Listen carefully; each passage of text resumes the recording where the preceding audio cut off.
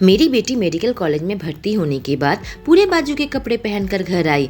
आते ही मुझसे फिटकिरी मांगी, कही कि मुझे एक्सपेरिमेंट करना है। वह अपने कमरे में ही बंद रहने लगी। मुझे शक हुआ तो मैंने उसके कमरे में कैमरा लगा दिया। जब मैंने कैमरे में लाइव देखा तो मेरी बेटी बेहोश पड़ी थी और कमरे का नज़ारा देखकर मेरी रूह कांप उठी। मेरा नाम सुमन है और मैं एक नर्स हूँ। मेरे पति राहुल दिल के डॉक्टर हैं। मेरी 19 साल की बेटी का मेडिकल कॉलेज में आज पहला दिन है। पिछले साल घर पर जो तूफान आया उसे सोचकर भी मुझे बहुत डर लगता है। मेरी एक ही बेटी है कविता। उसे गाने का बहुत शौक था और उसने म्यूजिक सीख रखी है। शायद वह एक बड़ी गायिका बनना चाहती थी। मैं और राहुल आज अपनी बेटी को उसके कॉलेज में ड्रॉप करने गए थे। वापस आते समय मेरी आंखें बिल्कुल नम थी। पहली बार मेरी बेटी हमसे इतनी दूर अकेली पढ़ने आई है। मेरे पति ने कहा, अरे तुम रो क्यों रही हो? बहुत जल्द ही वह वापस आ जाएगी। अगले महीने ही कुछ दिनों के लिए आएगी। देखते ही देखते 1 महीना बीत जाएगा। मेरे पति मुझे दिलासा तो दे रहे थे पर अंदर ही अंदर खुद बहुत उदास थे। हमारी इकलौती औलाद हमें छोड़कर इतनी दूर, यह सोचते ही दिल के अंदर बिल्कुल खाली हो जाता है। पिछले कुछ महीनों से मेरी बेटी के चेहरे पर उदासी साफ नजर आती थी। उससे पूछने पर वह कुछ भी नहीं बताती थी। गाना गाने का शौक होने के बावजूद भी मेरे पति चाहते थे कि वह एक डॉक्टर बने, जिस वजह से उसकी म्यूजिक क्लास बंद करवा दी। उसका एक दोस्त था राजा, जो उसके साथ गाना गाया करता था। कभी कभी मुझे उन दोनों को लेकर शक हुआ करता था। उसके बीच कोई चक्कर तो नहीं। एक दिन मैं और मेरे पति पार्टी में गए हुए थे। वहाँ मेरी तबीयत कुछ खराब हो गई तो हम थोड़ा जल्दी आ गए। जब हम घर आए तो देखा मेरी बेटी उस राजा नाम के लड़के के साथ घर पर पार्टी कर रही है। मेरे पति बहुत ज़्यादा गुस्सा हो गए। उसने कहा, तुम अपनी मेडिकल की पढ़ाई की तैयारी छोड़कर इस लड़के के साथ गाना बजाना कर रही हो। राजा को मेरे पति ने घर से निकाल दिया। राजा एक अच्छा लड़का नहीं था, बिल्कुल नशेड़ी था। हम नहीं चाहते थे कि मेरी बेटी उसके साथ कोई भी रिश्ता रखे। उसके बाद से ही मेरी बेटी का चेहरा दिन पर दिन मुरझा गया। उसके पिता का कड़ा अनुशासन से मेरी बेटी अंदर ही अंदर घुटने लगी थी। हम दोनों ही अपने काम में व्यस्त रहा करते थे तो उसकी तरफ ध्यान कम दे पाते थे। कई बार तो वह घर से गायब रहती थी। एक बार तो रात में उसके पिता ने देखा कि वह कमरे में नहीं है। उसकी हरकतों से हम बहुत परेशान थे। वह हमसे बहुत कम बात करती थी। हमें समझ नहीं आ रहा था कि उसके साथ चल क्या रहा है।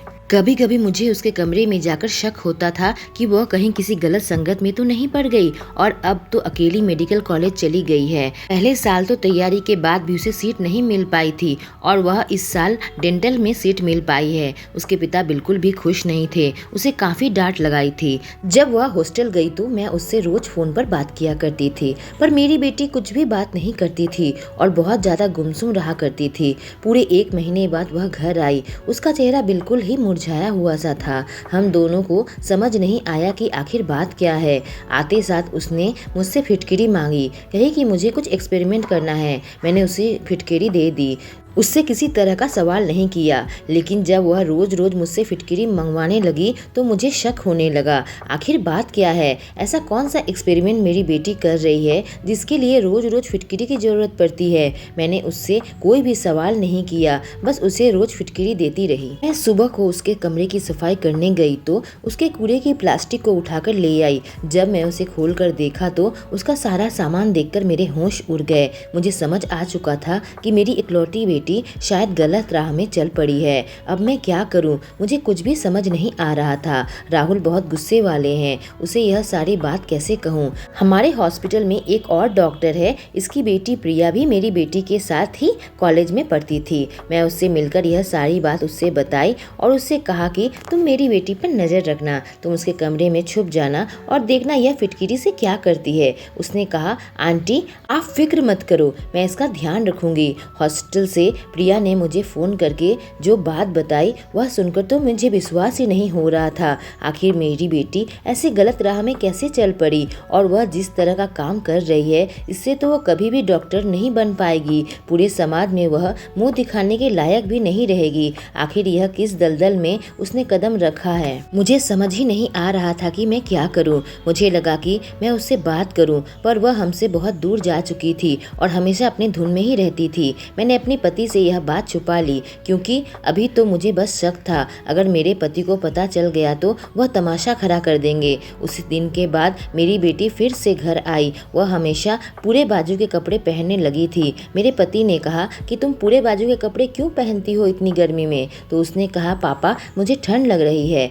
हम दोनों को इस बात पर बहुत हैरानी हुई, पर अंदर ही अंदर मुझे एहसास हो गया था कि आखिर वह पूरे बाजू के कपड़े क्यों पहनती है। मेरी बेटी ने मुझे फिर से फिटकिरी मांगा, कही माँ मुझे जल्दी से फिटकिरी मंगवा दो, मुझे कुछ एक्सपेरिमेंट करना है। मैंने उसे फिटकिरी दे दी। मैंने उसके कमरे में पहले से ही कैमरा छुपा दिया था, क्योंकि प्रिया ने मुझे फ़ोन पर जो बातें कही थी, न जाने क्यों मेरा दिल वह मानने को तैयार नहीं था। मेरी बेटी की हमने ऐसी परवरिश नहीं की कि वह इस राह पर चल पड़े। वह एक अच्छे घर की लड़की है, ऐसा गंदा और घिनौना काम वह नहीं कर सकती। मैं अपने कमरे में जाकर अपने मोबाइल पर कैमरा का लाइव फुटेज देखने लगी। उसे देखकर तो मेरे पैरों तले ज़मीन खिसक गई। मेरे सिर पर मानो आसमान टूट पड़ा। आखिर मेरी बेटी इतने नीचे कैसे गिर सकती है? क्या समय रहते हमें उसकी शादी कर देनी चाहिए थी? पर अभी तो 19 साल की ही है। इतनी कम उम्र में शादी करके क्या करेगी?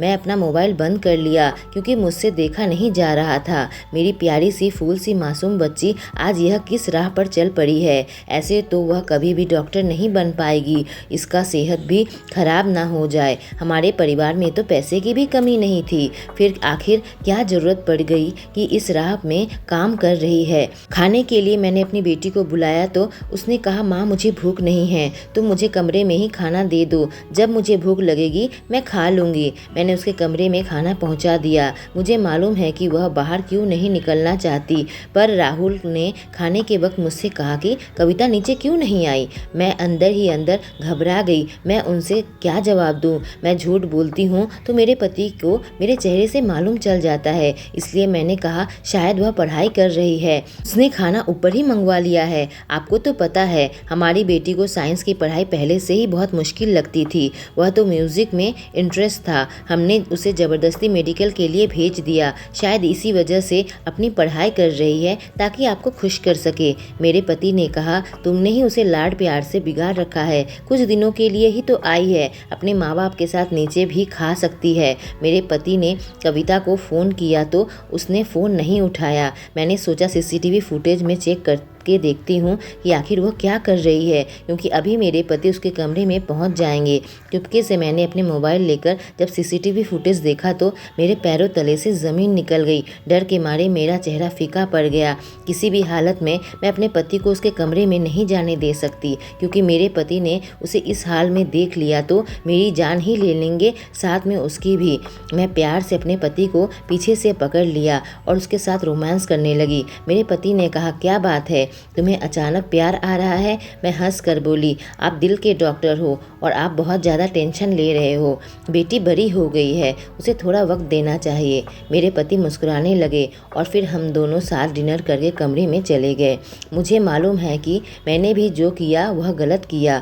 उसके कमरे में इस तरह से कैमरा नहीं लगाना चाहिए था, पर मेरी बेटी की हिफाजत मेरी जिम्मेदारी है। मुझे समझ नहीं आ रहा था कि मैं क्या करूं। वह हर दिन फिटकिरी मांगती और उसके बाद की कहानी वैसी ही रहती। राहुल को संभालना दिन ब दिन मेरे लिए मुश्किल होता जा रहा था। एक दिन राहुल बहुत गुस्से में आ गए और सीधे उसके कमरे में चले गए और दरवाजा पीटने लगे। मैं इतनी घबरा गई थी, उस दिन मुझे सीसीटीवी कैमरा देखने की हिम्मत नहीं हुई। मुझे पता नहीं मेरी बेटी कमरे में किस हालत में होगी। जब दरवाजा पीटने के बाद भी कविता ने दरवाजा नहीं खोला तो उन्होंने डुप्लीकेट चाबी से बाहर से ही दरवाजा खोल दिया और कमरे का नजारा देखकर हमारे रोंगटे खड़े हो गए। मेरी बेटी कमरे में बेहोश पड़ी थी। मेरे पति का चेहरा भी डर से बिल्कुल फीका पड़ गया और मेरी हालत तो इतनी खराब थी कि मुझे लग रहा था मेरी जान ही निकल जाएगी। हम तुरंत ही उसे अस्पताल लेकर गए। मेरे पति ने डॉक्टर से बात की तो उन्हें काफी कुछ पता लग गया। अब मुझे यकीन हो गया था कि मेरे पति को अगर पता चल जाए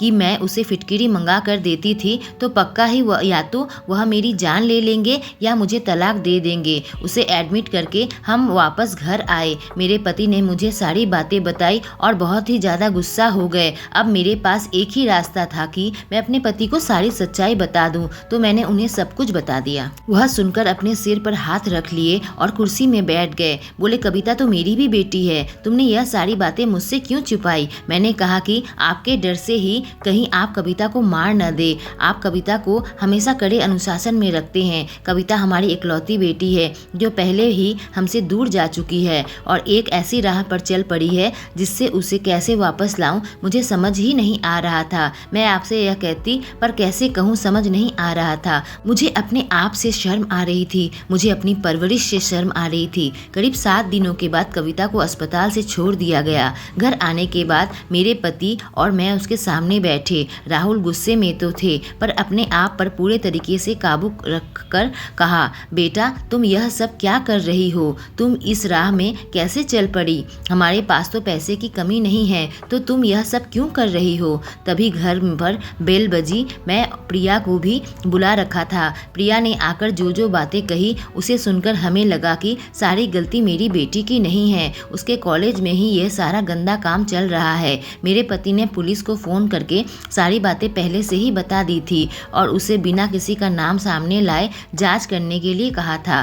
थोड़ी देर के अंदर पुलिस भी घर पर पहुंच गई। पुलिस अपनी जांच पूरी कर चुकी थी। प्रिया और पुलिस दोनों का यही कहना था कि कॉलेज में इस तरह का धंधा चल रहा था। लड़कियों को नशे का सामान बेचा जाता था। जब लड़कियां नशे की लत में पूरे तरीके से डूब जाती थी तब उनसे गलत काम करवाया जाता था। लड़कियां अपने आप को इंजेक्शन लगाकर नशा करती थी और इंजेक्शन का दाग किसी को पता न चले, इसी वजह से उस पर फिटकिरी लगाया करती थी।